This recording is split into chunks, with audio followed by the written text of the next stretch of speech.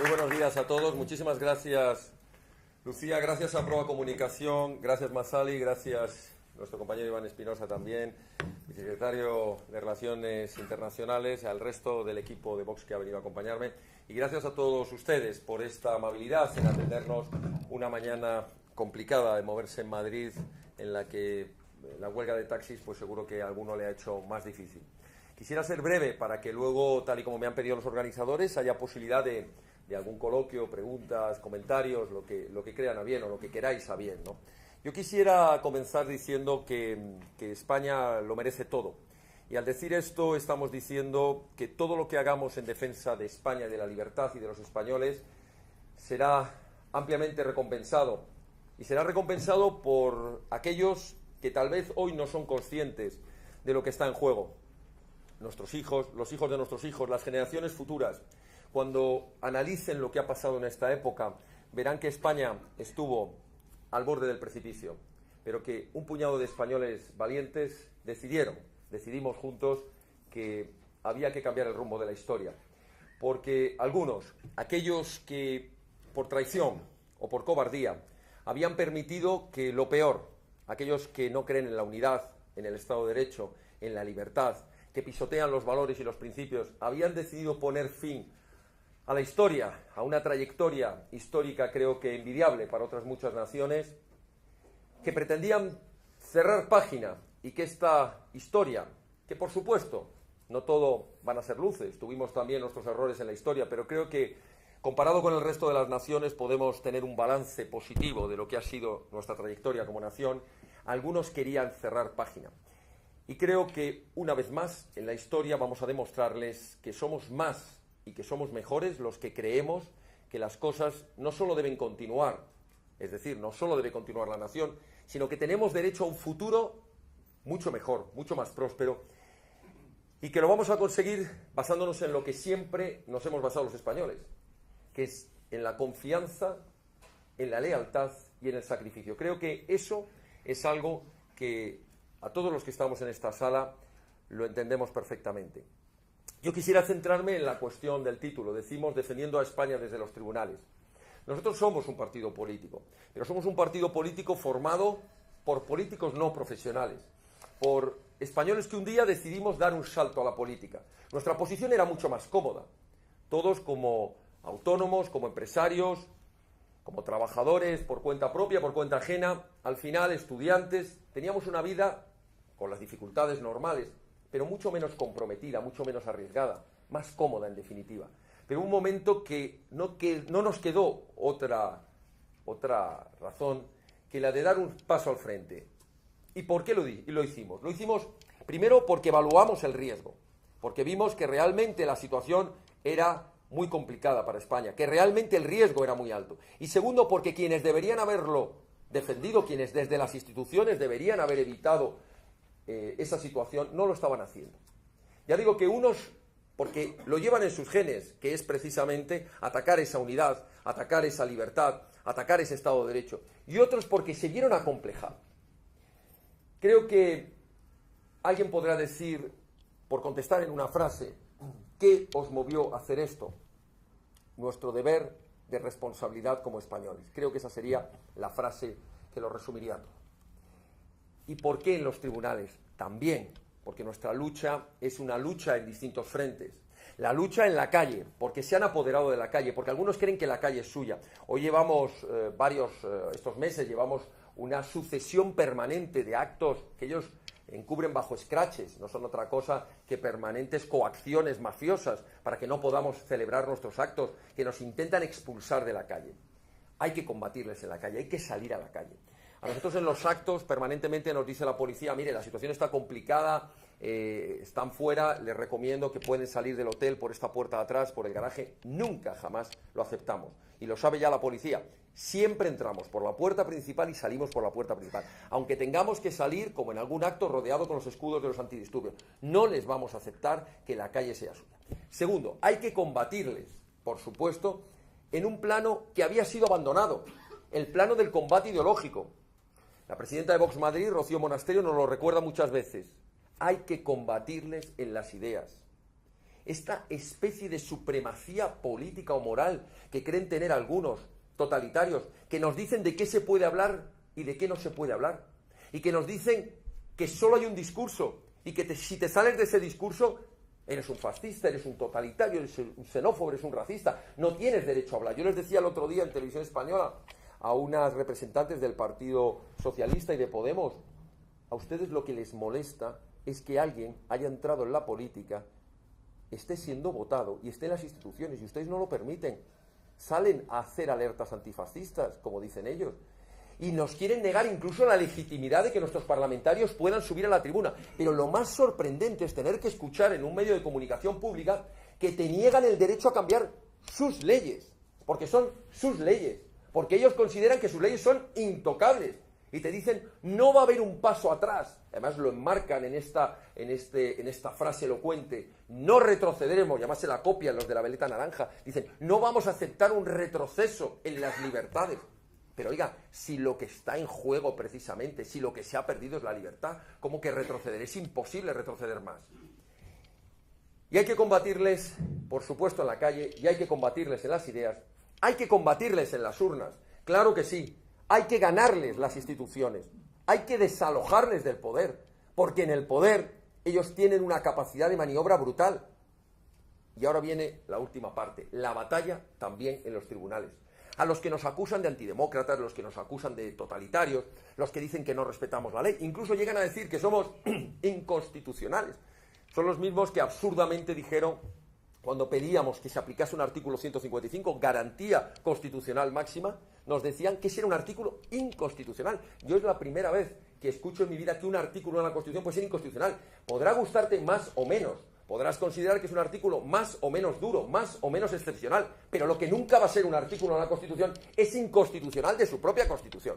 Bueno, pues eso lo tuvimos que escuchar durante 2 años y medio, cuando este partido fue el único partido que presentó ante la presidencia de gobierno, ante el Grupo Parlamentario Popular del Senado, que por cierto recuerdo que tenían mayoría absoluta, y que logró que en un ayuntamiento de capital de provincia, el único ayuntamiento en la capital de Jaén, se aprobase una moción para instar al gobierno de Mariano Rajoy a aplicar el mecanismo de garantía constitucional. Se nos tachó de todo. Y son estos mismos que dicen que somos inconstitucionales, cuando lo que hemos hecho ha sido precisamente defender la Constitución, defender el Estado de Derecho y defender los principios de la igualdad, de la libertad y del sometimiento a la ley a través de la Constitución. Y es tremendo, porque hay muchos que han olvidado ya los principios básicos que inspiraban la Constitución. Alguien dirá, pero si ustedes quieren reformar la Constitución, claro que sí, que la queremos reformar. Pero precisamente en todo aquello que la Constitución vulnera en gran parte a sus propios principios. Porque la Constitución, bien saben lo que la han estudiado, fue un puzzle en el que se quisieron encajar demasiadas cosas. Ya no entro si era justificado o no en aquella época, pero lo que está claro es que aquel encaje ha resultado excesivamente forzado, porque no se puede encajar la unidad con la división, no se puede encajar la libertad con el totalitarismo, y no se puede encajar, por ejemplo, la eficacia de las administraciones con el despilfarro, la duplicidad y la burocracia. Por tanto, hay una serie de cuestiones de la Constitución, especialmente lo referente al título 8, que sí queremos reformarlo, pero no lo ocultamos, lo decimos claramente. Hay otros que bajo el eufemismo de que quieren acercarse a un Estado federal, lo que quieren es que sea el trampolín de la destrucción de España. Eso es otra cosa muy distinta. Nosotros lo decimos claro, por los cauces constitucionales queremos proponer a nuestros compatriotas que se lleve a cabo una reforma constitucional. Ya sabemos que no va a ser inmediato, ya sabemos que habrá pasos previos, pero no engañamos a nadie. Creemos que el modelo autonómico puede ser reformado. Y cuando nos digan, esto es muy difícil, llevamos 40 años, eso es una gota de agua en el océano de la historia de España. Así que, si en tantos siglos hemos podido construir una nación sin necesidad de comunidades autónomas, si la diversidad de España, que es precisamente la causa de su fortaleza, no ha venido precisamente por las comunidades autónomas, que son las que han creado otro tipo de centralismos, que han creado divisiones, que han creado duplicidades, que han creado despilfarros, es perfectamente legítimo, en primer lugar, y creo que bastante sensato, promover una reforma del modelo territorial, con todos los pasos que queramos de devolución inicial de competencias. Pero decíamos que hay unos principios dentro de esa Constitución, el principio básico de igualdad ante la ley del artículo 14, que se está vulnerando permanentemente, que se vulnera desde las propias leyes. las leyes de ideología de género que estamos combatiendo, entre otras razones, es porque se carga dos principios fundamentales. El de que los hombres y las mujeres, que los españoles, con independencia de su opinión política, con independencia de su sexo, de su orientación sexual, con independencia de la raza, con independencia de la religión, somos iguales, debemos ser iguales en derechos y obligaciones. Y hay leyes que lo vulneran. En segundo lugar, el de la presunción de inocencia. Un principio básico que no se discute en ningún Estado de Derecho. Nadie puede ser culpable, nadie puede ser convertido directamente en agresor solo porque haya una denuncia, dándole validez de autoridad y de veracidad a una mera denuncia. Tendrá que haber un procedimiento judicial con todas las garantías que nos permita lograr que esa presunción de inocencia pueda decaer en una certeza de culpabilidad. Principios básicos de igualdad ante la ley en materia fiscal que se han roto, que se han conculcado. Pagar el impuesto, ese impuesto brutal y confiscatorio de sucesiones, que en unos sitios está bonificado con el 99% y en otros pagas el 80%. No somos iguales ante la ley. Y no lo somos en las prestaciones de servicios públicos esenciales. Por ejemplo, en materia sanitaria, donde, dependiendo del lugar en el que residas, tienes unas prestaciones, incluso en vacunas infantiles, que ya es el colmo. En unos sitios sí, en otros no. En ayudas a la infancia, en guarderías. La igualdad actualmente en España es una mera declaración de principios. En la realidad no existe esa igualdad. Y centrándonos un poco más en nuestra batalla en los tribunales. Hubo un día en el que creíamos que estábamos soñando, que era imposible lo que estábamos viendo. Unas conferencias de Carles Vives Pisunyer, de Salvador Tenesá, que nos estaban diciendo algo así como que anunciaban un golpe de Estado, que lo estaban preparando. Que nos estaban diciendo que ya tenían unas estructuras de Estado, que ya tenían una desviación presupuestaria para crear una hacienda propia, un CNI propio, un equivalente a un Instituto Nacional de Estadística, que estaban creando una estructura judicial paralela. Es más, que estaban haciendo listas negras de cuáles magistrados iban a aceptar o no esa independencia, esa secesión, y nos iban a decir cuáles se iban a poder quedar. No, era una auténtica lista negra para llevar a cabo una limpieza política, ideológica o incluso me atrevo a decir étnica. Se estaba preparando un golpe de Estado y además se estaba anunciando. ¿Y qué estaban haciendo los poderes públicos? Nada, absolutamente nada. Esto es lo que no terminábamos de creernos. Nosotros decíamos, hombre, no, tiene que estar el Estado preparando y de repente un día va a llegar la noticia de que han intervenido la comunidad autónoma, han detenido, va a actuar la Fiscalía, va a actuar la Abogacía del Estado, va a actuar el Gobierno, va a actuar el Parlamento. No se estaba haciendo nada. Y lo grave es que esto no era en principios del 2017. Es que ya lo habíamos visto en el 2014, con el famoso referéndum ilegal de Artur Mas. Es que ya habíamos estado en un procedimiento y habíamos visto lo que estaba ocurriendo. Y habíamos visto cómo la Fiscalía General del Estado daba instrucciones y los fiscales en Barcelona retiraban la acusación que llevaba penas privativas de prisión para Artur Mas. Si se hubiera actuado en ese momento, si se hubiera mantenido la acusación pública, como intentamos nosotros desde la acusación popular, y que nos obligaron a retirarnos por unas trampas, que no sería un poco alargado explicarlo, poniendo por delante nuestro una acusación popular que sabían que era corrupta, la llamada manos limpias, que sabían que eran manos sucias, que les interesaba que estuviera por delante para luego destapar el escándalo, que quedasen fuera y que quien pasase a continuación fuera una ficticia asociación policial creada 3 meses antes, y a nosotros nos habían expulsado de la causa imponiéndonos fianzas que en ese momento no podíamos pagar. Luego, gracias a la generosidad, lo comentábamos antes con alguno de ustedes, habíamos conseguido posteriormente esas fianzas gracias a la generosidad de cientos de españoles. Si se hubiera parado el golpe de Estado en el 2014, si Artur Mas hubiera entrado en prisión porque era merecedor de los delitos de rebelión, los delitos de desobediencia y los delitos de secesión y, en fin, toda la carga probatoria que pusimos encima de la mesa, probablemente no se habrían adelantado o no habrían continuado con su plan, con su hoja de ruta. Porque esto es una hoja de ruta y además lo sabían. Después hemos sabido que los servicios de información tenían la misma información que nosotros, pero no estaban actuando. Había un libro blanco de la transición, como dicen ellos, a la República Catalana, que explicaba perfectamente todos los pasos. Fue lanzarse a unas acciones, como Acción Popular, acciones judiciales, con unos indicios que nosotros mismos nos costaba creerlos.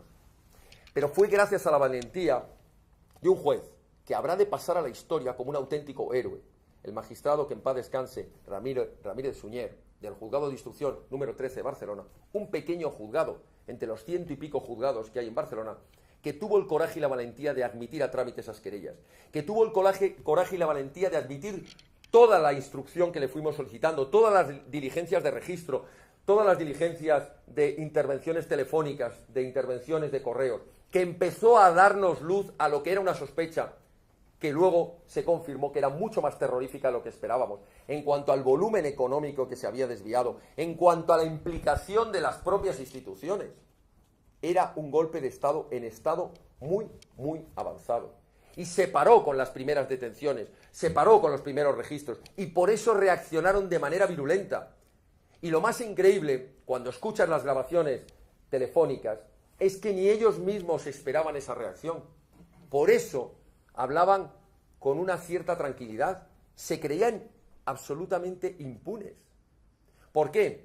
Pues porque durante 40 años se les ha dejado hacer y deshacer, porque nunca se ha ido a por ellos cuando se sabía lo que estaban haciendo. Y avanzando en el tiempo, ¿qué es lo que hemos descubierto? Pues hemos descubierto que ese golpe de Estado se pudo parar.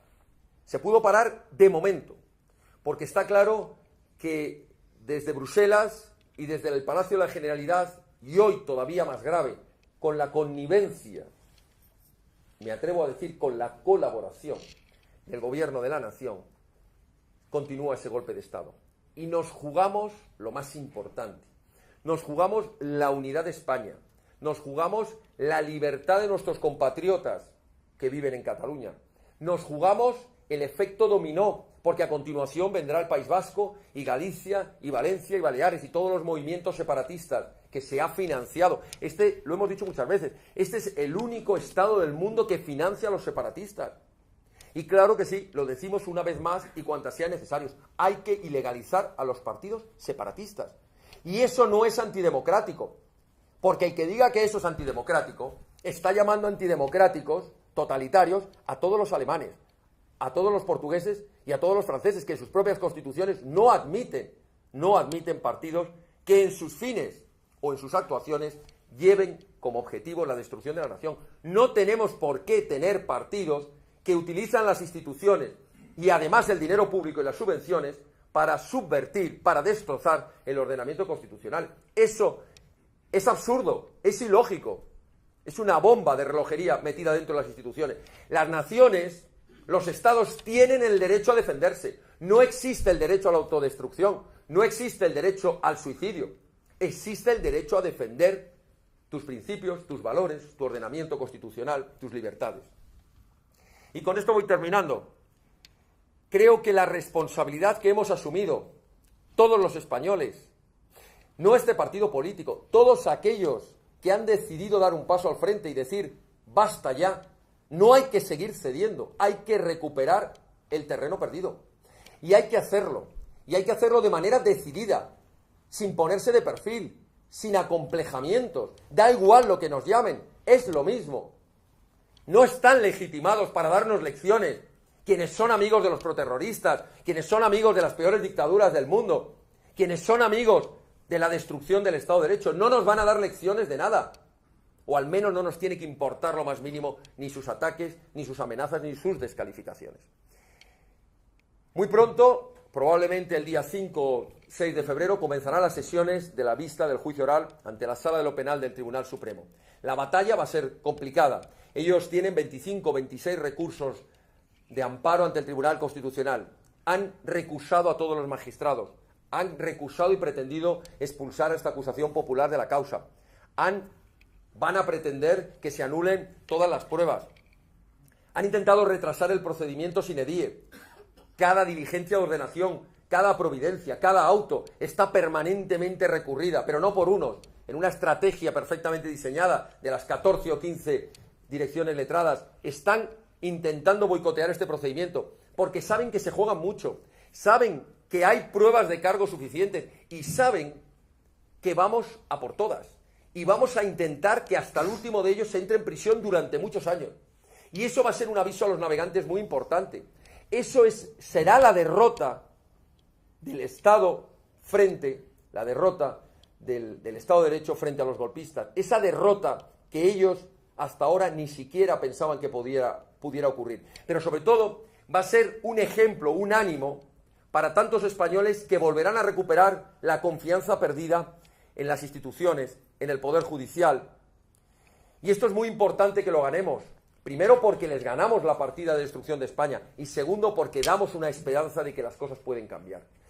Nosotros estamos convencidos y apoyamos desde aquí la independencia, la profesionalidad de esos magistrados. Sabemos las presiones que van a tener. Sabemos y nos consta las presiones brutales que ha tenido la Fiscalía desde que falleciera el fiscal José Manuel Maza.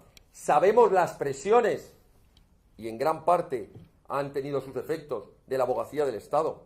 Sabemos las dificultades con las que se va a trabajar en este procedimiento. Pero ya digo que confiamos en que, como tantas veces ha pasado en nuestra historia, aunque algunos sostengamos que la política está dentro de la justicia y que realmente hay que hacer una reforma completa del sistema judicial para lograr que ese sistema sea realmente eficaz y sea realmente independiente, es verdad que tenemos que seguir confiando en esos héroes, en esos fiscales, en esos jueces que no han sucumbido ante las presiones políticas y que van a dar un ejemplo de independencia y de profesionalidad. Nosotros estaremos allí como acusación popular, como tantas veces hemos dicho, no representando la acusación popular de un partido político. Creemos que estamos defendiendo la acusación popular del pueblo español, que va a querer, a través nuestro, que se haga justicia, que se defiendan las instituciones y que finalmente se escuche ese veredicto de culpabilidad a quienes han cometido los delitos más graves que se pueden hacer en un ordenamiento constitucional, en un Estado de Derecho, en una nación, que es atentar a la propia esencia de esa nación, a la propia esencia de ese Estado de Derecho, a la propia esencia de los principios y las libertades que conforman ese ordenamiento constitucional.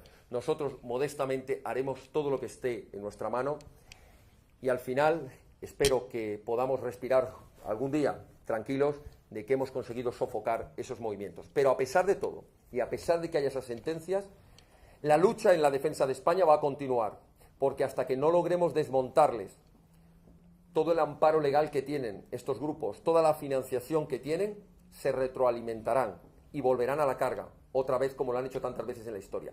Así que el mensaje que hay que trasladarles será una primera batalla, pero hasta que no logremos expulsarlos de las instituciones, no logremos ilegalizarlos y no logremos cerrarles el grifo de la financiación, la amenaza contra nuestra unidad, contra nuestro ordenamiento constitucional y contra la libertad de los españoles estará en juego. Así que en esa batalla creo que podremos vernos siempre juntos los que estamos aquí, porque al final defendemos lo que es bueno, es decir, defendemos lo que es loable, lo que es digno de defender, que siempre se resume en dos palabras: España y la libertad. Muchísimas gracias.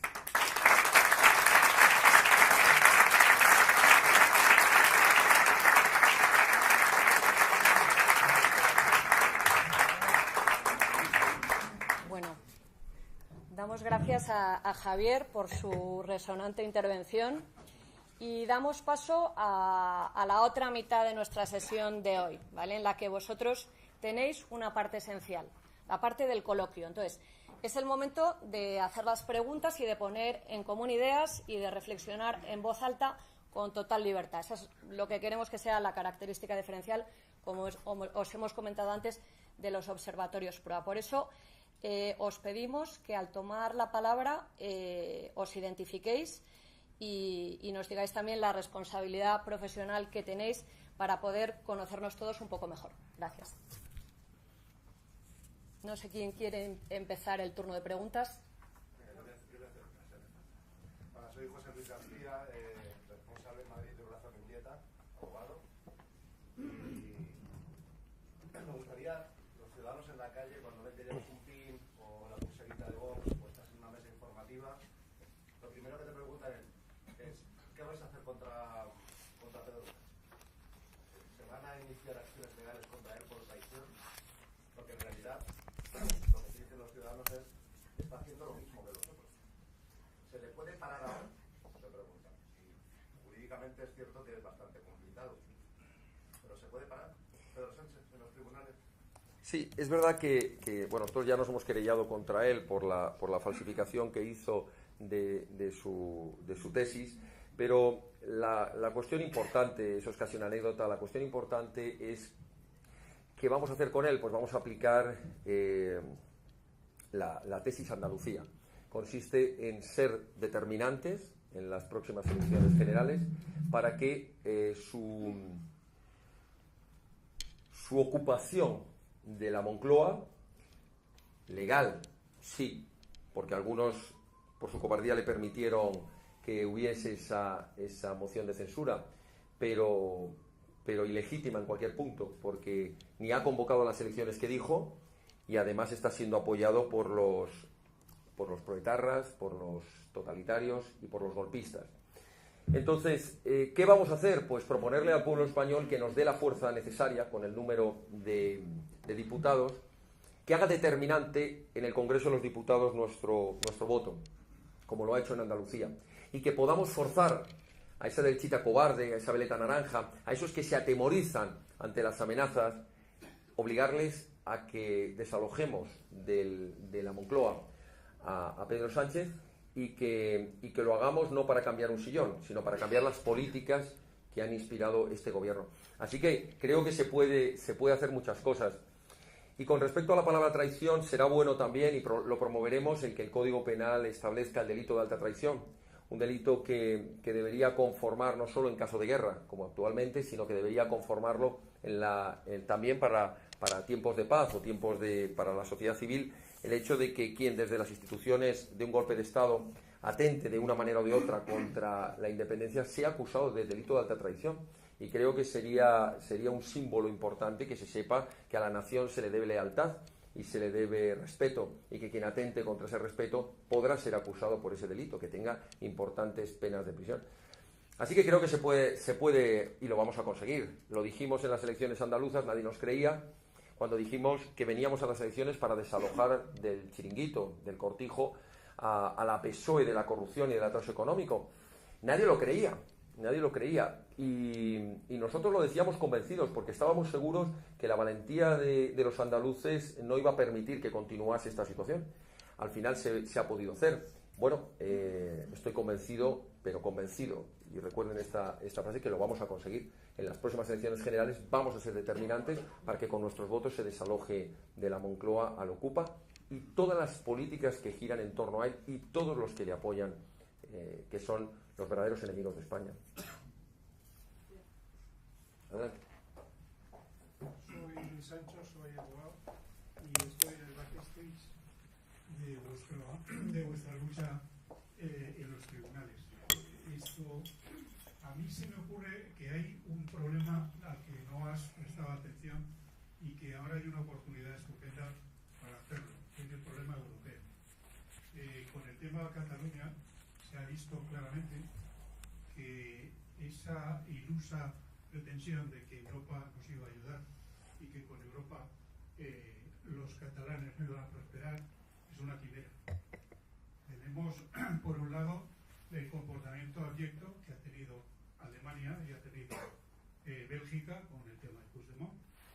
Y tenemos otra cosa más grave, que es el Tribunal Europeo de los Derechos Humanos, que está dominado por una ideología absolutamente deleznable y que se utiliza y se está utilizando por los catalanes para forzar que lo que se haga aquí en España al final acabe en agua de borrajas.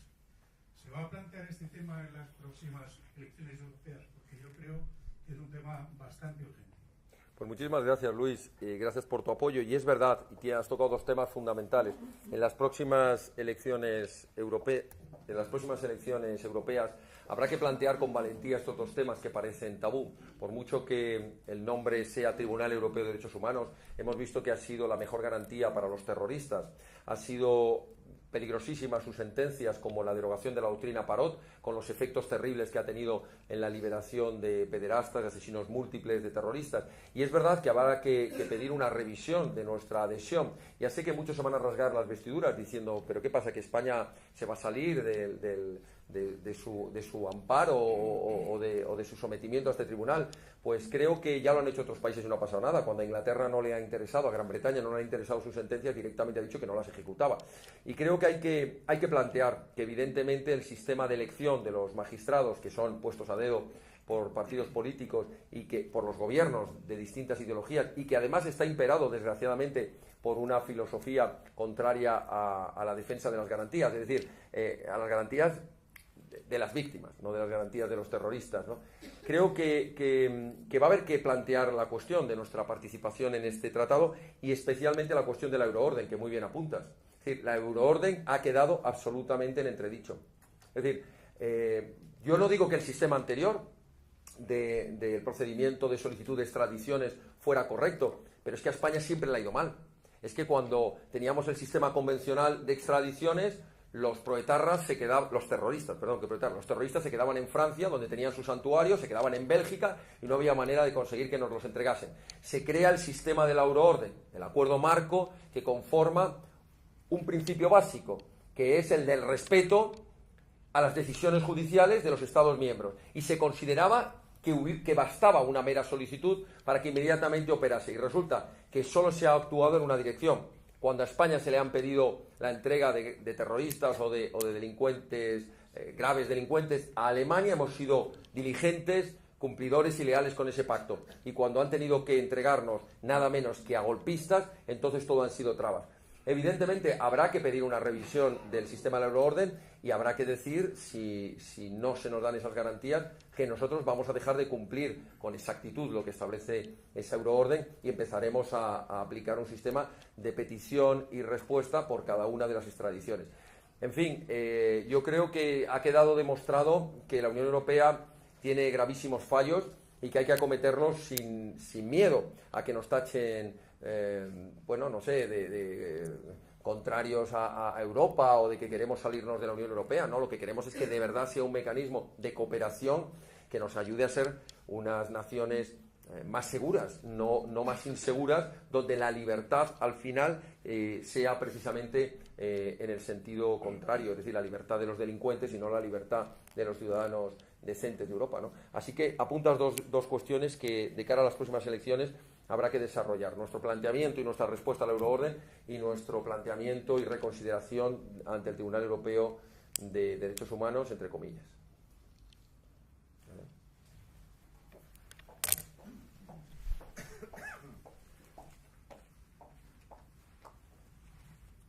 Buenos días. Me llamo Pino Albur, me dedico a coaching de liderazgo. Mi pregunta es con respecto a la comunicación de Vox, porque asociada a Vox están continuamente los términos ultra, extrema, radical, que no, a mí me sorprende que no es lo que yo escucho hoy aquí, ¿no? Escucho cosas que tienen más que ver con firmeza que con extremismo. Entonces la pregunta es: ¿qué estáis haciendo para paliar una comunicación que masivamente os está tachando o estigmatizando incluso de radicales? Y la otra pregunta es: ¿qué estáis haciendo para aseguraros de que internamente no cedéis a esa presión y os volvéis radicales? Y, por ejemplo, ayer vi una foto, que son las cosas que aparecen en medios, de un voluntario que había escrito la palabra Vox con conejos muertos.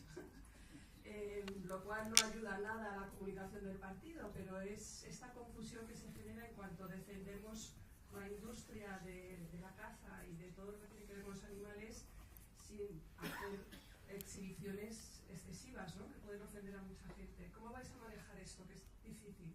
Pues muchas gracias. Al principio, la primera parte, al principio a nosotros nos ofendía, lógicamente, toda ese conjunto de etiquetas que a los que son especialistas en comunicación, pues ya saben, y en comunicación política especialmente, que es el viejo manual de Lenin. Me retrocedo a aquella época, que consiste en que al adversario tienes que colocarle una serie de etiquetas delante para que su mensaje no sea escuchado. Y es una técnica muy vieja que en cuanto entra alguien a un auditorio no le escuches porque este es un fascista, es un totalitario. Entonces ya se pierde la atención, ya directamente se le califica y ya directamente no se le quiere escuchar. Todo ese tipo de etiquetas, pues que hemos repetido tantas veces, por defender la unidad de España, ultras, fachas, por defender las fronteras seguras, xenófobos, racistas, por querer la libertad o la igualdad de los hombres y las mujeres, pues somos homófobos, etcétera, etcétera. Al principio nos molestaban, y nos molestaban porque nos duele que precisamente te acusen de cosas que son radicalmente falsas, es más, que son justo lo contrario de lo que estás haciendo, ¿no? Antes mencionaba el tema de la Constitución. Ahora yo no sé si técnicamente, desde un punto de vista de la comunicación, de los manuales de ortodoxia en la comunicación, lo que voy a decir ahora se sale un poco de ellos, pero la verdad, me indican que sin querer apago esto, la verdad es que en este momento nos da igual, incluso nos alegramos. Porque hemos constatado con datos objetivos, porque la comunicación consiste en llevar un mensaje por un objetivo. Si estás en mercado, pues que te compren. Y si estás en política, que te apoyen y te voten. Y hemos visto que cuanto más nos insultan, cuanta más etiqueta nos ponen, cuanto más pretenden ponernos de radicales, más afiliados, más votos, más apoyo. Así que hemos dicho, ¿para qué combatirlo? Que sigan insultando, que sigan descalificándonos y nosotros seguimos recogiendo más apoyo, más votos y llenando los actos. Es que de verdad que ha sido así. Cuanto ha aumentado progresivamente la amenaza, ahora nos amenazan por todo, no podemos poner ni una mesa informativa en la calle. Yo vengo este fin de semana de Orense y de Zamora, el anterior estuve en 5 provincias, en Guadalajara, en Soria, en Logroño, en Segovia y en Burgos. En los 5 actos, lo comentaba antes con alguno de vosotros, en los 5 actos, en 4 de ellos se tuvo que celebrar en el tercer local que estaba, en el segundo local y en uno de ellos en Soria, en el tercer local del que estaba previsto, por las amenazas a los dueños de los hoteles donde se iba a celebrar. En todos ellos, en los 5, tuvimos que estar rodeados de la policía y los antidisturbios. Y en todos quedó sobrepasado el aforo y los asistentes se quedaron en la calle en un gran número. Conclusión, que sigan insultándonos, que sigan amenazándonos, porque el pueblo español es inteligente y sabe diferenciar entre lo que es la manipulación de los medios y de la mentira y lo que es la realidad, los hechos. La segunda cuestión, esa foto que yo también la he visto, eso no está hecho por lo menos no está hecho bajo la autorización de nadie de Vox y probablemente no sea ni siquiera, es más, no digo ni que sea un simpatizante, probablemente no sea un simpatizante, lo hacen para hacernos daño. Es decir, hacen una foto, ver una serie de liebres o conejos, no sé qué eran, que están muertos, hombre, pues los que les guste la caza, pues dirán, y esto lo vemos todos los días. Pero el hacer ese exhibicionismo con nuestras siglas, yo estoy seguro que esa foto se ha subido en las redes precisamente para intentar trasladar pues un efecto contrario a nosotros. Los cazadores, el mundo de la caza conoce perfectamente nuestro respeto, pero también lo conocen las asociaciones conservacionistas de verdad, no de las que se amparan en el conservacionismo para meter el marxismo disfrazado de verde, ¿no? Esas saben cuál es nuestra idea sobre la conservación de la naturaleza como un recurso sostenible, la caza como un recurso cinegético bueno y necesario para la conservación de los montes y por tanto totalmente en contra de lo que pueda ser la caza ilegal, totalmente en contra de lo que pueda ser el maltrato a los animales, totalmente en contra de lo que pueda ser el furtivismo, la sobreexplotación de los recursos, etc. Así que, evidentemente, de esa foto no nos hacemos partícipes y, en cualquier caso, que quede claro, nuestro mensaje va en los dos lugares. Uno, en la defensa de la libertad, en el apoyo a la caza y en otro, en el apoyo al respeto a los animales, a la conservación y a la lucha contra el maltrato animal injustificado, ¿no? Hola, buenos días. Me llamo Rocío Primo de Rivera, trabajo en la inmobiliaria Filmar y soy de Relaciones Institucionales. Tiene que ver mi pregunta con la de Pino. Por un lado, la comunicación en Andalucía. Yo tengo muchos amigos que tienen hijos jóvenes que han votado por primera vez y los han votado. Porque dicen que os entienden, que tenéis un discurso que se entiende mucho mejor que el resto, y luego en pueblos de tradición de izquierda como son Medina, Sidonia, bueno, estos pueblos también, que es bastante sorprendente, ¿no? Eso por un lado. Por otro lado, lo que también se echa de menos es que si habláis de libertad y de unidad de España, no haya más caras visibles con esta diversidad que supone lo que es la unidad de España. Es decir, porque no hay, pues no sé, catalanes, gallegos, marroquíes, toda esta diversidad que sea una cara visible un poco más actual. Sí, pues muchas gracias. Vamos a ver, en cuanto al voto joven, es verdad que estamos muy satisfechos en cuanto al apoyo en el último año que hemos pasado de 2.400, 3.000 afiliados a los 28.800, que creo que estamos ahora, ¿no? 28.800, hay un porcentaje de un 30 y tantos % que son jóvenes. Y hay un porcentaje altísimo también de personas que se acercan, otra vez, perdonad, yo no sé si es que toco aquí, perdonad, hay un porcentaje, o es que tiene un temporizador para que corte, no, prometo no haberlo tocado, pero bueno, hay un porcentaje muy alto que se acercan a nuestras sedes, que se acercan a nuestros actos, que se vienen a hacerte fotos y que cuando te preguntas, ¿tú cuántos años tienes? Y te dice, pues 14. Dice, bueno, pues te quedan 2 años todavía para poderte afiliar y poder votar. Hay una avalancha de jóvenes, y lo vemos en las redes que manejan ellos, que va a dar un impulso muy importante a este proyecto, lo cual pues nos satisface porque sabemos que tiene cantera, ¿no? Sí, porque los jóvenes no vienen con una mochila en general de un cierto complejo, ¿no? No han vivido otras épocas en las que por significarte a favor de España ya te ponían todo tipo de etiquetas, y entonces se sienten de alguna manera pues mucho más libres a la hora de decir, pues a mí esto me gusta y qué me importa lo que me digan, ¿no? Y además que entienden ese lenguaje. Y también es verdad que a la juventud, con independencia de la edad, nosotros consideramos que jóvenes de espíritu pues son muchísimos españoles valientes que dan un paso al frente, pero es verdad que los jóvenes de edad sienten que les faltaba algo, unos referentes que hablen de patria, que hablen de valores, que hablen de honor, que hablen de lucha, y eso es algo bueno, porque eso es lo que ha conformado la historia de las naciones en sus mejores momentos. La cuestión de ese voto, que es verdad que se ha producido, ese voto joven, nos lo dicen las encuestas. El voto que hubo en Andalucía, que podrán haber visto, que han hecho algunas de las empresas de estudios, nos decía que había un 30% del voto que fue a Vox que provenía de primeros votantes o de personas, que me llama la atención porque los meten en el mismo cajón, porque tienen una cierta similitud, o primeros votantes o personas que llevaban demasiado tiempo sin votar, es decir, de abstencionistas que llevaban 2 o 3 elecciones sin votar a nadie. ¿Esto qué significa? Que de verdad Vox está aportando a la política novedad, está aportando ilusión, está aportando, eso que algunos han dicho, es que vienen ustedes a dividir el voto, es que vienen ustedes a restar otras opciones. No se confunda. Nosotros estamos ilusionando a muchas personas que ya no creían en nada, o a muchos que van a votar por primera vez y que ven en tu opción política una razón para hacerlo.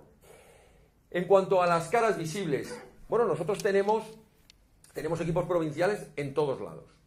Por ejemplo, en el Comité Ejecutivo Nacional, 2 de los miembros del Comité Ejecutivo Nacional, Jorge Buxadé, abogado del Estado, Ignacio Garriga, odontólogo, que por cierto ha salido en los medios de comunicación estos días porque han hecho diferentes actos por Barcelona por Cataluña, y se han encontrado con graves amenazas a sus actos.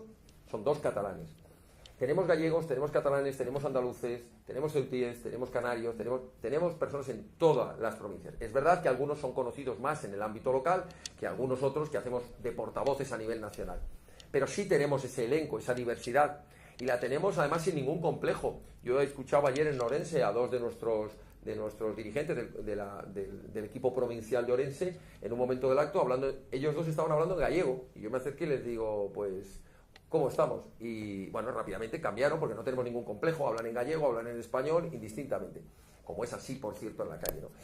Entonces, bueno, pues no tenemos cuotas, también lo digo. Es que cuando nos dicen, por ejemplo, no, es que ustedes lo que tienen que hacer es contrarrestar, ahora que les acusan de machistas, de tal, pues tienen que meter más mujeres. Digo, pero si tenemos la mayoría de las presidentas provinciales son mujeres, pero no porque hayamos puesto una cuota, es porque los afiliados han decidido que veían en esa mujer una garantía. Tenemos mujeres pero no hacemos una cuota, como hacen otros. Es que tiene que haber un 50%. No tiene que haber, como si no hay ninguna. Lo digo así de claro, como si no hay ninguna mujer, o como si todos son mujeres y no hay ningún hombre. ¿Pero qué es esto? O sea, es el mayor desprecio que puede haber una mujer, es darle una cuota. Porque es decirla, tú no eres lo suficientemente capaz para lograr este puesto que yo te tengo que favorecer. Lo que tiene que haber es una igualdad de oportunidades, y en nuestro partido la hay. En nuestro partido cualquiera puede ser presidente del partido, presidente provincial, o puede ser portavoz, cualquiera. Lo que tiene que hacer es ganarse la confianza del resto de los afiliados. Entonces, en cuanto a la diversidad, creo que la diversidad en nuestro partido está garantizada porque de los 28.000 afiliados están repartidos por todas las provincias, están repartidos por todas las regiones de España, con todas las características de diversidad propia de España, que insisto en que no las han traído las comunidades autónomas, existían muchos siglos antes. Gracias.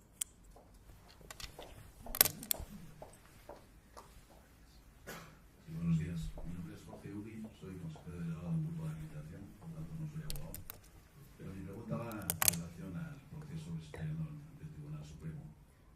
¿Cuál es su pronóstico? ¿Cuál es su, dirías, la fe en que con este gobierno no se den unas instrucciones tanto a la Fiscalía como a la Abogacía del Estado y consigan de alguna manera pues abortar un proceso legal que aparentemente debería terminar con estos señores en la cárcel? ¿Y qué alternativas quedarían si esto ocurriera desgraciadamente así? Bueno, muchas gracias. Muchas gracias. El resultado final, obviamente, pues no lo conozco. Pero, ¿qué creo que va a pasar? Yo confiamos desde la acusación popular de Vox en la independencia de la Sala de lo Penal, sin perjuicio de que hay discrepancia en algunos de sus magistrados, nos consta por su trayectoria y que probablemente nos encontraremos con algunos votos particulares, que otros se elevarán a la categoría de definitivos, ¿no? Como si esa fuera la doctrina que tendría que haber seguido la Sala. Pero creemos que se va a mantener el principio de independencia por parte de la Sala de lo Penal. ¿En qué me baso? Pues en la trayectoria de lo que hemos visto hasta ahora, en la trayectoria que hemos visto en la Sala de lo Penal, de coincidencia absoluta con las acusaciones, con el criterio de acusación, especialmente con una cuestión vital, que es el de hablar de que ha habido un atentado directo contra la Constitución, que ha habido violencia y que nos encontramos ante delitos de rebelión, aparte de otros. Creo que la Sala de lo Penal va a mantener el mismo criterio que mantuvo el magistrado instructor y Arena. Creemos que va a mantener el mismo criterio que mantuvo la sección o la Sala Especial de Apelaciones, que corroboró toda la fase de instrucción, y creemos de verdad que se va a mantener esa profesionalidad, esa independencia, y confiamos, y esto ya no puedo ir más allá porque sería una falta de respeto a la decisión, ¿no? Y a la soberanía de ese tribunal, pero confiamos en que se atienda en su inmensa mayoría la acusación que vamos a mantener. Con respecto a la Fiscalía, sabemos las tensiones importantes que ha sufrido, pero confiamos totalmente en la Fiscalía. Creemos que va a mantener los mismos criterios que ha mantenido hasta ahora, que se va a mantener firme, y confiamos en que los fiscales de sala, muy a pesar de algunos, va a mantener el criterio del cumplimiento de su principio de legalidad y de respeto a la unidad de actuación y a las líneas que ha mantenido a lo largo de toda la acusación, de toda la instrucción. Ya con respecto a la Abogacía del Estado tenemos nuestras serias dudas. De hecho, ha habido un cambio muy duro, muy peligroso y para nosotros muy triste, que ha sido cuando han retirado de manera brusca al abogado del Estado, jefe de lo penal, que llevaba esta acusación. Y a todas las compañeras y compañeros suyos que estaban trabajando. Han sido retirados bruscamente para ser sustituidos por otra línea de acusación muy diferente. De hecho, el propio escrito que plantearon ya era un escrito con importantes recortes sobre lo que habían mantenido. Por tanto, de la Abogacía del Estado, con instrucciones directas del Ministerio de Justicia y por tanto del Gobierno, dudamos, y es más, desgraciadamente, y ojalá me equivoque, vamos a tenerlos, aunque estemos en el mismo lado del banquillo del estrado, lamentablemente vamos a tener una oposición fuerte y va a intentar desacreditar de alguna manera, y digo, ojalá me equivoque, ojalá tenga que rectificar, pero lamentablemente sospechamos que no va a remar en la misma dirección. Y el resultado final, confiamos en que van a ser sentencias condenatorias con altas penas, pero esto ya entra en un, no sé si más en un deseo, certeza ninguna, pero sí la confianza en que por la carga probatoria que tenemos y por lo que acabo de mencionar de la independencia de este órgano judicial, más la firmeza de la acusación popular unida a la acusación pública, el resultado van a ser esas sentencias condenatorias que como decía antes, van a ser un aviso a los navegantes de todos los demás, ¿no? Y nos queda una parte muy importante, que son los que están fugados, que también tarde o temprano pasarán por el banquillo, tarde o temprano. Tardaremos más o menos, pero una de dos, o viven en el exilio permanentemente o en algún momento tendrán que responder.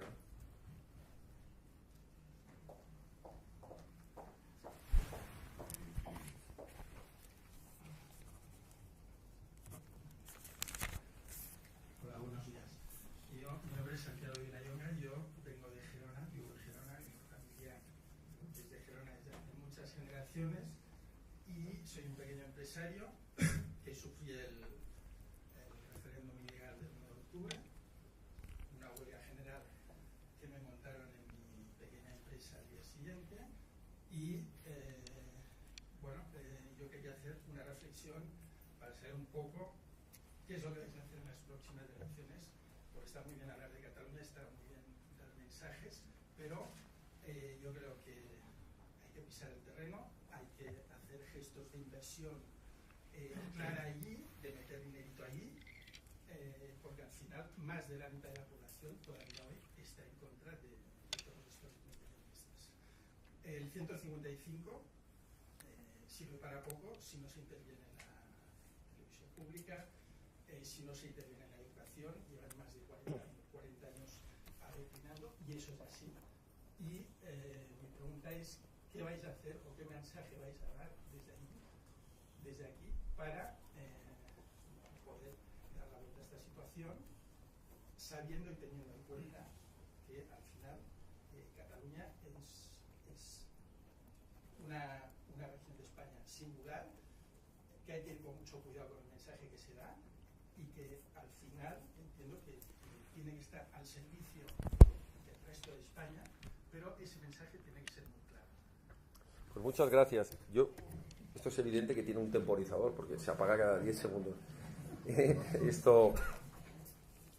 Pues creo que lo que hay que trasladar, hay medidas concretas. Hemos hablado muchas veces, por supuesto, una intervención, un artículo 155 de verdad, no esta pantomima light que organizaron entre el gobierno del Partido Popular con el apoyo de Ciudadanos y el Partido Socialista, y al final para convocar unas elecciones que no han servido para nada, que dicen que las ganaron, pero no hemos visto ni siquiera el intento de lograr la presidencia de la Generalidad, ni siquiera el intento. ¿Hay que tomar medidas concretas? Por supuesto. Un artículo 155 de intervención, hay que cortar las líneas, hablábamos antes, de financiación a todos estos grupos, hay que hacer muchas cuestiones, en cuestiones legales, etcétera, etcétera. Pero tal vez la más importante, la que ahora mismo necesitan nuestros compatriotas en Cataluña, es la de lanzar un mensaje claro de que no están solos. El mensaje de la confianza, de que tienen que saber que no es el problema de Cataluña. A mí eso me duele bastante, o nos duele bastante desde Vox, cuando se habla del problema de Cataluña. No es el problema de Cataluña. Casi me atrevería a decir, ojalá, porque entonces solo sería, digo, ojalá, el que solo sería un problema más pequeño. El problema es que es la nación la que está en juego. Es un problema de todos los españoles. Y lo primero que hay que trasladar es un mensaje de confianza, de que desde los escaños del tribunal, los escaños del Congreso de los Diputados, desde el Senado, pero también desde el Parlamento de Cataluña, vamos a ir a defender precisamente esa necesidad de involucrarse en la lucha por la libertad en Cataluña, por la unidad y por el Estado de Derecho en Cataluña. Ese mensaje de confianza tiene que llegar hasta el último de los catalanes.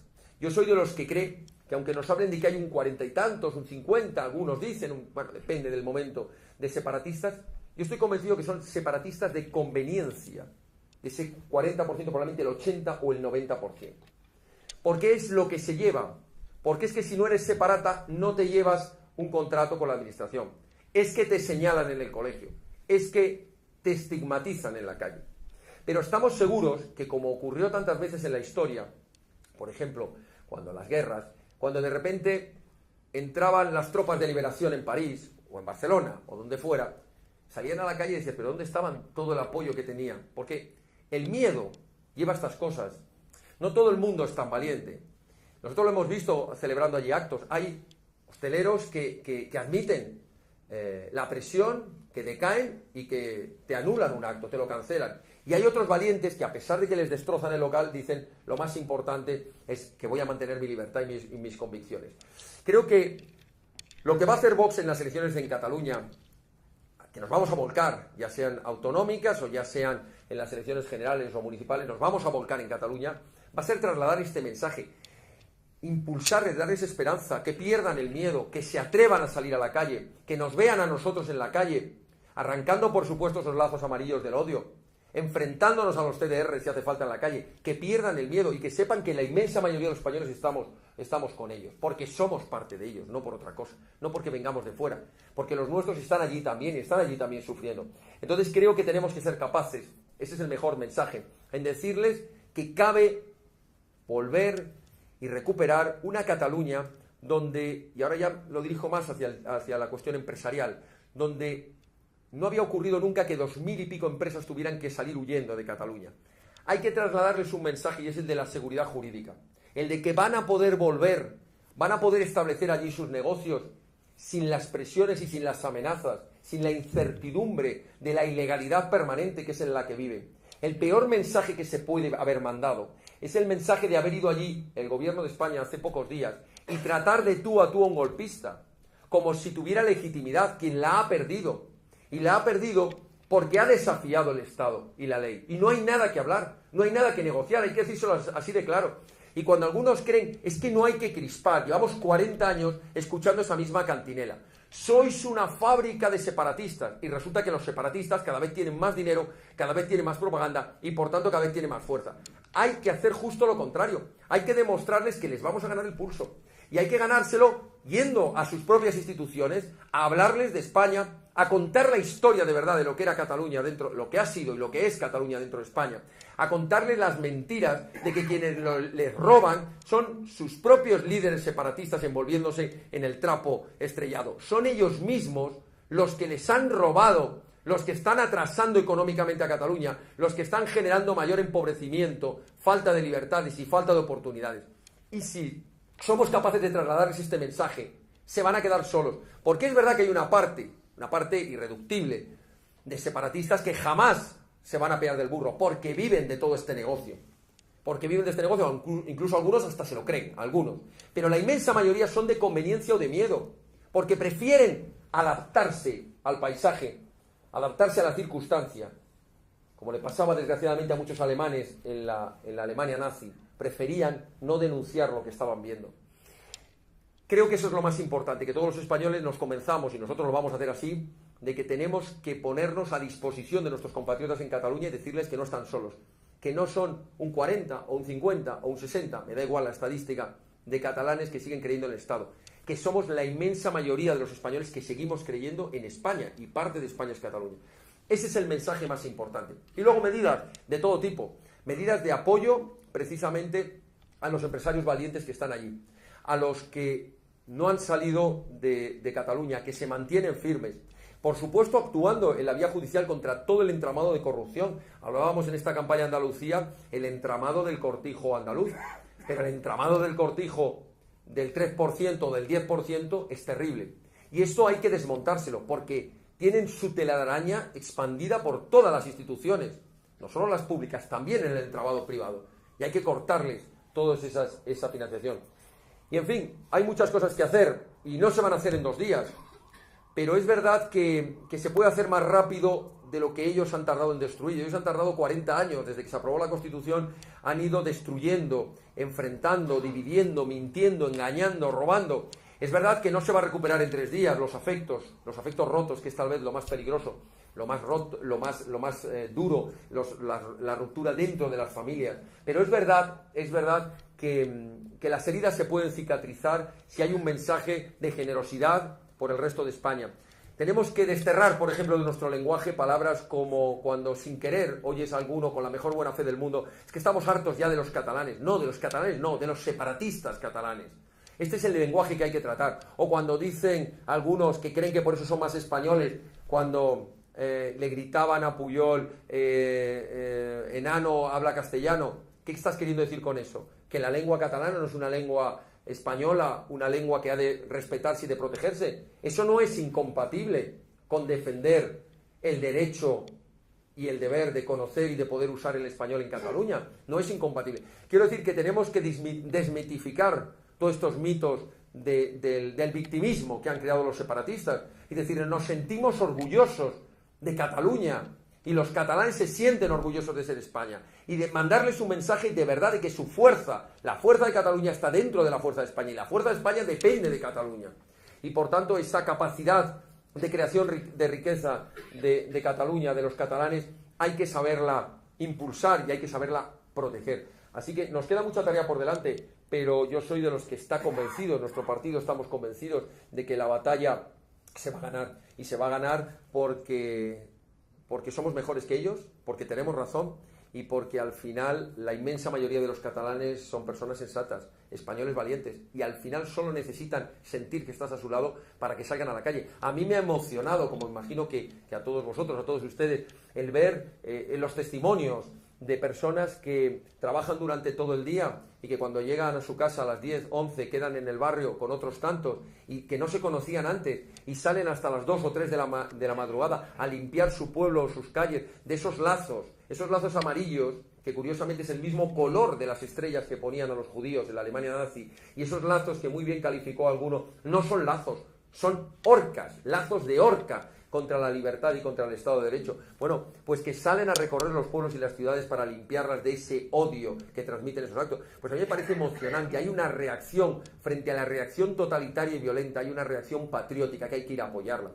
Y a mí me emociona cuando veo las imágenes, me emociona hasta las lágrimas, cuando veo las imágenes de nuestro presidente en Gerona, Alberto Tarrada, con 22 años, acompañado de 3 compañeros nuestros, poniendo una mesa informativa en la calle, teniendo delante a 40 encapuchados energúmenos que querían arrasarlo. Y no se movieron, pusieron la mesa y la tuvieron que poner rodeada. Y me emociona lo mismo ver cómo, a pesar de estar rodeado de un cordón policial y de una cantidad de CDR o camisas pardas, que es lo que son, amenazándoles, golpeándole con una porra, como le golpearon una porra flexible a una de nuestras compañeras. A pesar de todo, muchos ciudadanos de ese pueblo, y yo lo he visto en actos que hemos hecho por Barcelona, atraviesan los cordones policiales frente a la mirada de los totalitarios que mañana les van a ver en las calles de su pueblo y se acercan a la mesa informativa a dar un donativo o a informarse o a afiliarse. Esos actos de patriotismo, de heroísmo, son los que tenemos que apoyar, y lo podemos hacer todos, de muchísimas maneras, yendo allí con ellos, o si no, mandándoles un donativo para que puedan seguir haciendo esas acciones, ayudándoles, porque al final en su defensa está nuestra propia defensa. Porque si no defendemos a Cataluña, mañana será el País Vasco, después será Galicia, después será Baleares, después será Valencia y después vendrán a Madrid, porque el odio no tiene límites. Y por tanto, termino con esto, se pueden hacer muchas cosas, pero tenemos que hacerlas con la confianza de que les podemos ganar esta lucha que llevan décadas contra los españoles y contra su propio pueblo, como dicen ellos, y contra nuestros compatriotas de Cataluña. Queremos ser muy respetuosos con vuestro tiempo, nos queda tiempo para 2 preguntas más.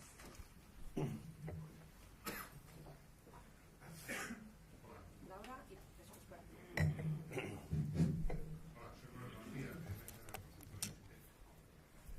Totalmente de acuerdo con el mensaje de la unidad, representa la integridad del país, pero yo creo que para vos además hay algo más, es la punta de lanza. ¿Qué pasa con la educación? Sabemos los problemas que hay, los títulos que no han traído la reválida, porque ellos no dan, porque si se hacen español se descubriría que no saben escribir, cosas por el estilo. ¿Qué pasa con la industria? ¿Qué pasa con la tecnología? ¿Qué pasa con la energía a futuro? Es decir, entiendo que además de la parte importante, punta de lanza con la que tienen que descubrir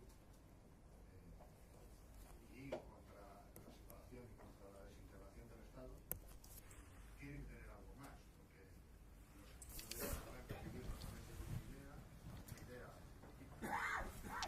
trabajo. ¿Qué pasa con el empleo? ¿Cómo se articula vos sobre estos temas? Pues es verdad y es así. En nuestras 100 medidas que hemos publicado como resumen de nuestro proyecto o nuestra propuesta de proyecto para España, hay medidas en materia de fiscalidad, en materia de apoyo a la empresa, en materia de tecnología, en materia de energía, y es verdad que todo eso es muy importante y además creo que vamos a aportar novedades en todos estos temas, valientes propuestas, pero es verdad que cuando anteponemos las cuestiones principales, como estaremos de acuerdo, de nada vale que hablemos de qué modelo energético queremos para España, o qué modelo de seguridad social queremos para España, o cómo queremos incentivar el empleo, o cómo queremos bajar la presión fiscal, si no tenemos lo más importante, que es la nación en la que conformar y el Estado de Derecho en la que conformar, es decir, el principio básico de unidad y el principio básico de seguridad jurídica y de respeto a la legalidad es lo que nos puede hacer luego como armazón construir todo lo demás. Pero es verdad que en nuestras medidas apostamos decididamente por muchas cosas. Podríamos poner pinceladas, como le escuchaba a mi compañero Iván en una entrevista que decía queremos cambiar el infierno fiscal por el paraíso del empleo. Esto no es una frase hecha, esto es una realidad. Nosotros sabemos y somos conscientes, y todos ustedes también, de la capacidad de generación de riqueza del empresariado español. Auténticos héroes. Yo les decía a unos empresarios en Orense el sábado que precisamente ellos son realmente el motor de la economía y queremos fomentarlo. Y queremos fomentarlo a base de algunas cuestiones. Bajando la presión fiscal. Para bajar la presión fiscal necesitamos reducir el gasto político innecesario. Apoyándoles mediante una verdadera desburocratización de las administraciones. Basta ya que las administraciones sean el obstáculo a la creación de riqueza y a las libertades. Necesitamos que sean realmente coadyuvantes, que sean realmente colaboradores, que sean facilitadores precisamente de quienes quieren emprender un negocio. Pero tan importante como todo esto, necesitamos desregularizar 105.000 normas en España. Esto es absurdo. Nosotros nos proponemos como objetivo, por cada norma que se apruebe nueva habrá que derogar al menos 5. Es una fórmula, es una manera de mandar un mensaje. En España probablemente con 5.000 normas tendríamos de sobra, pero las normas tienen que servir para algo. Lo primero que tienen que servir las normas es para que se entiendan. Las normas actuales no se entienden, son contradictorias, son un marasmo legislativo contradictorio entre lo que se dicta por el Estado, lo que se dicta las comunidades autónomas, materia europea, los ayuntamientos. En segundo lugar, las normas se tienen que cumplir, es un principio básico. Las normas están para cumplirse y es verdaderamente difícil cumplir la normativa porque es farragosa. Cualquiera que haya abierto un negocio, una empresa, se da cuenta que si quisiera cumplirlo todo no abriría jamás el negocio, porque es verdaderamente confuso, es contrario a la eficacia, es contrario a la calidad. Entonces, las normas tienen que ser reducidas, tienen que ser claras, tienen que ser eficaces y luego se tienen que hacer cumplir, empezando por las propias administraciones, que son las primeras que incumplen las leyes y las primeras que cometen impagos cuando tienen que pagar un servicio, una prestación de un servicio, una obra pública. Tenemos que fomentar una administración reducida a la máxima expresión, pero muy eficaz, con verdaderos profesionales. Y para eso hay que limpiar la administración de todo lo que no sea el funcionariado de alta cualificación. Y además queremos incentivar al funcionario que trabaja más, porque todos lo hemos visto. Los que trabajamos, por ejemplo, en el ámbito de la justicia, pues hemos visto que jueces con los mismos medios resuelven el doble o el triple de asuntos que otros. O funcionarios cuya mesa de expedientes llega hasta el techo y otros que más o menos, con un esfuerzo brutal. Pero claro, es que hay algunos que entran a trabajar y hay otros que entran a fichar. Y todo esto se tiene que fomentar. Tenemos que crear la disciplina realmente en las administraciones. El funcionario tiene que tener todo el respaldo, toda la retribución, pero también toda la responsabilidad. Y hay que limpiar las administraciones de toda esa colección de enchufados, de puestos a dedo, de pseudos asesores, que lo que hacen es crear una masa, una grasa que hace lenta, arcaica, cuando no corrupta, las propias administraciones. Y claro que tenemos medidas para prácticamente todos los temas, pero lo más importante de este proyecto político es que todas las medidas queremos que sean realmente el reflejo de las necesidades. No venimos a dar lecciones a nadie. Nosotros no hemos inventado la pólvora ni la Coca-Cola. Nosotros lo que queremos es que prevalezca el sentido común y que desde las administraciones se escuche a quienes saben de la materia y se les diga a los empresarios ¿qué necesitan ustedes para crear riqueza?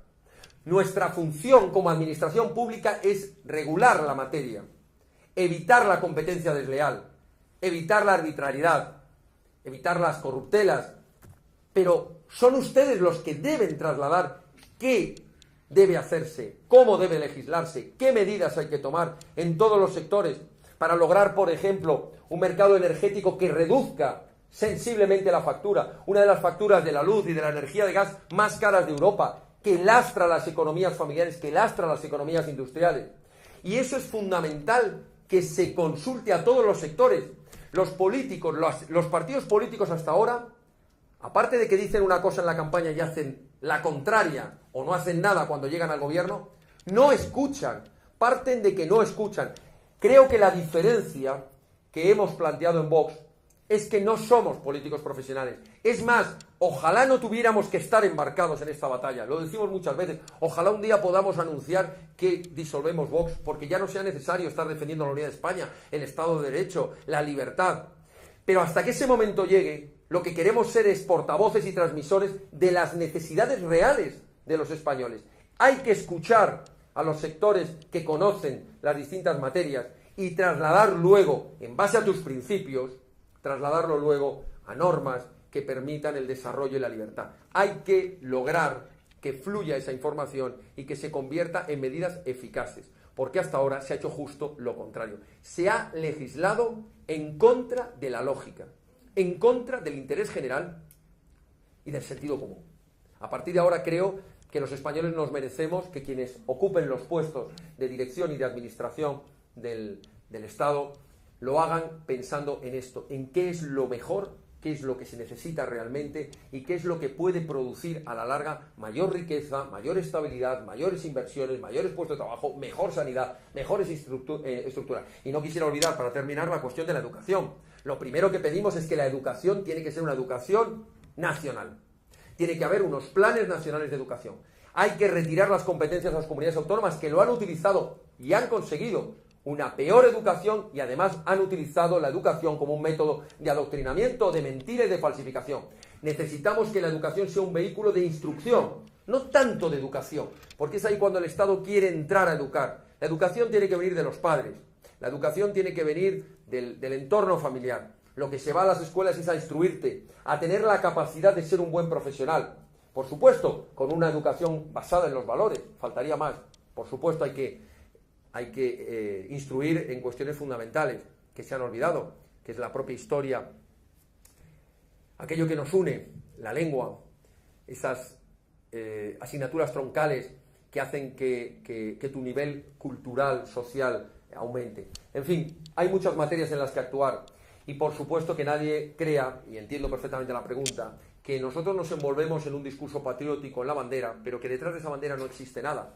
No, es que esa bandera es la que conforma, esa idea de la patria, esa idea del Estado de Derecho, es el que nos va a permitir, cuando tengamos claro eso, que tenemos que estar unidos, nos va a permitir acometer todas las demás reformas que hay que hacer en prácticamente todas las materias, en todas, en la defensa, en la seguridad, en las infraestructuras, en la energía, en la educación, en fin, todas las que queramos, en el medio ambiente, pero tiene que quedar claro esa idea previa. Y esa idea previa es la que va a conformar luego un proyecto de medidas que, por supuesto, ya hemos adelantado, pero que en las próximas elecciones iremos concretando todavía más.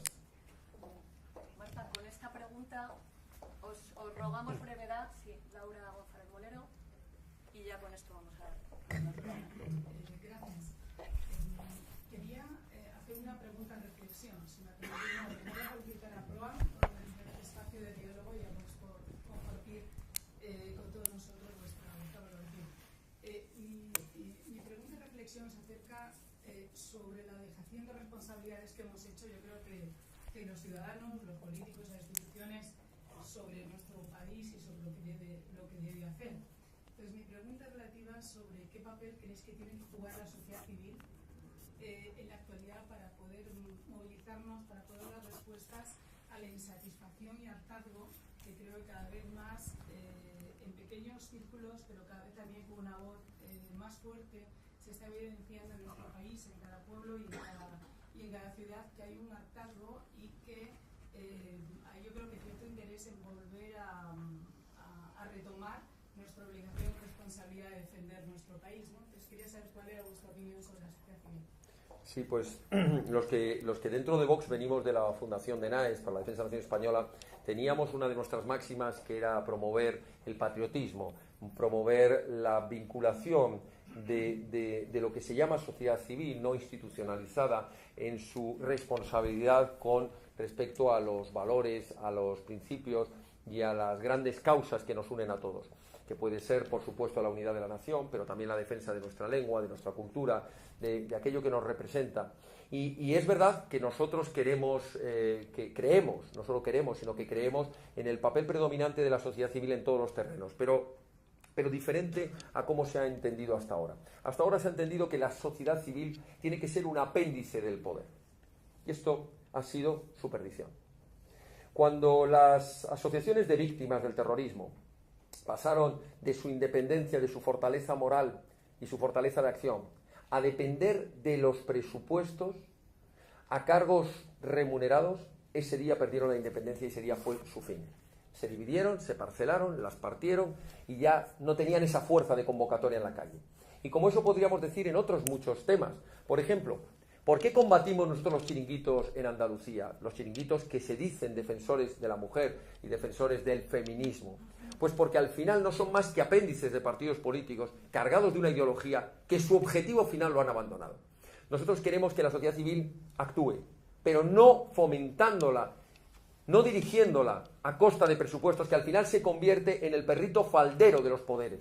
Lo que creemos es que, como ocurre en otras sociedades, por ejemplo en la sociedad americana, la responsabilidad del ciudadano de a pie diga: yo creo en el medio ambiente, voy a dar parte de mis recursos para esa asociación que está trabajando y luchando por la conservación de los montes de mi zona. O voy a apoyar a esa asociación de Cáritas, o esa asociación de ayuda humanitaria que se está dejando la piel por los más desfavorecidos. O voy a apoyar esas iniciativas que investigan contra no sé qué enfermedades que el Estado no llega. Tenemos que demostrar nuestra responsabilidad, que en España esa cultura del voluntariado, esa cultura de la participación, siempre queda bajo un paraguas de control de las administraciones. Por eso hay ese río infinito de asociaciones que dependen de los ayuntamientos, de las comunidades autónomas y del Estado. El papel de la sociedad civil es fundamental porque nos hace ser corresponsables de la defensa. No hay que restarle, y esto puede parecer que es contrario a lo que debería yo defender desde aquí. Pero es que nosotros, si algo somos unos antipartidos, permítanme esta expresión, porque no creemos en el papel que han asumido los partidos políticos de monopolio absoluto del poder, llegando incluso a meter las manos en la justicia, que ya es el colmo de los colmos. Nosotros queremos que los partidos políticos sean una otra forma, la de participación en los asuntos públicos de política, pero tiene que haber movimientos sociales, movimientos cívicos que presionen, que de alguna manera empujen a la acción política, y para eso tienen que ser independientes, pero para ser independientes necesitan lo que hemos hecho en Vox, que nadie nos puede dirigir. No tenemos un solo préstamo de los bancos, ni lo queremos, y no hemos tenido subvenciones públicas. Ahora las va a haber para el grupo parlamentario, para la actividad parlamentaria, pero nosotros vamos a presentar iniciativas para que se deroguen todas las subvenciones a partidos políticos, a sindicatos, organizaciones patronales, y también creemos que se tiene que terminar. Alguien me dirá: ¿qué barbaridad está usted diciendo? Porque claro, a lo mejor hay asociaciones que están haciendo una labor importantísima y que el 50 o 60% de su presupuesto viene de las ayudas públicas. ¿Cuál es la diferencia? ¿De dónde sale el dinero público? Al final sale de los presupuestos, y los presupuestos de nuestro bolsillo. Pues hagámoslo de otra manera, que no pase por el control político, que salga directamente de nuestro bolsillo a las asociaciones. Eso es lo que no han querido nunca desde el poder, porque saben que la sociedad civil, movilizada en todos los temas, es fuerte, independiente y puede hacer cambiar gobiernos. Así que, por supuesto, apoyamos esa responsabilidad de los españoles y les invitamos a que lo hagan al margen del poder político, que se movilicen, que nos movilicemos en todas las causas legítimas que se pueden movilizar, pero que lo hagamos con autonomía, con independencia, defendiendo esos valores. Y entonces de verdad se estará haciendo una vertebración del poder y realmente habremos quitado al monopolio de los partidos políticos la supremacía de que todo lo tienen que opinar ellos, todo lo tienen que dirigir ellos, todo lo tienen que controlar ellos, y solo las políticas que marcan ellos son las que se puede hacer. Cuando se está viendo, y se ha visto en muchas sociedades, que en contra del establishment, que en contra del discurso único, como ocurrió en Colombia con el falso referéndum de paz promovido desde el Estado, internacionalmente la sociedad dijo otra cosa, como ocurrió incluso en Estados Unidos con Donald Trump, porque al final todo el establishment decía lo que había que hacer y los americanos dijeron que querían hacer otra cosa, como ocurrió incluso con el Brexit.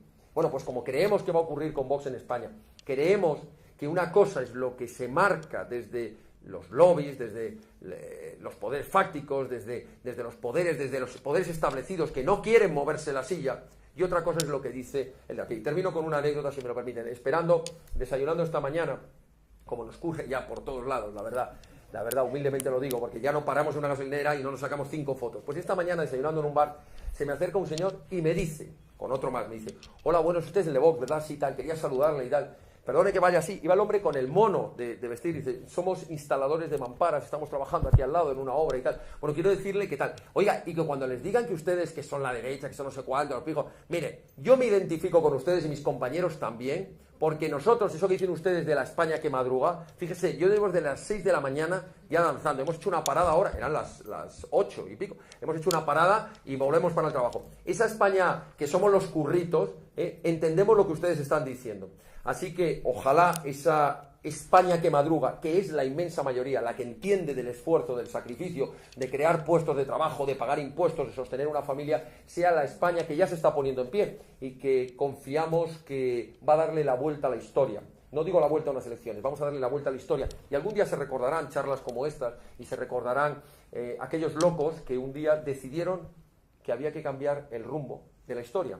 Aunque al cambiar, en principio los vientos no eran favorables, las mareas iban en contra, pero al final resulta que la decidida voluntad de los españoles fue el viento y la marea que hizo mover ese barco. No esperemos que sean otros los que nos lleven a ese camino, hagámoslo nosotros mismos como españoles. Muchísimas gracias.